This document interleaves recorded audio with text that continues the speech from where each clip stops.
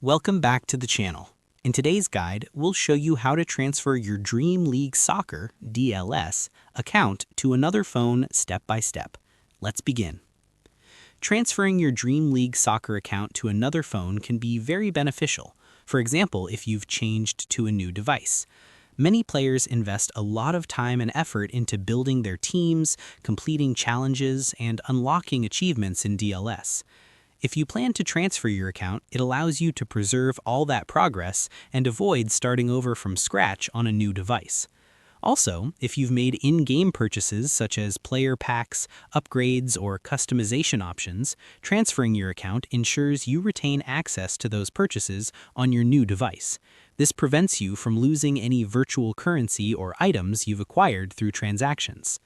Now, how do you transfer your account to another phone? It's actually quite easy. First, go to the upper left corner and tap on the Settings cog icon. Scroll down and you'll see options like Game, Display, Audio, Control, and Advanced. Tap on Advanced. Here, you'll find an option called Manage Devices. This section allows you to link your profile with up to 2 devices. To link a new device, tap on Generate Code. Once the code is generated, copy it. This code will be used to link your profile to another device. Now, on your new phone or device, repeat the same steps. Go to the Settings icon, tap on Advanced, and this time select Link Profile instead of Manage Devices.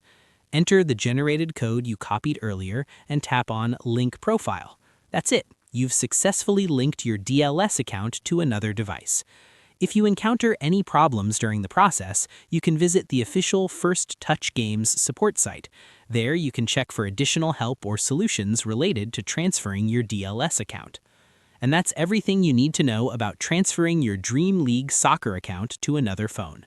If you found this guide helpful, don't forget to like the video, subscribe for more tutorials, and leave a comment if you have any questions. Thanks for watching, and I'll see you in the next video.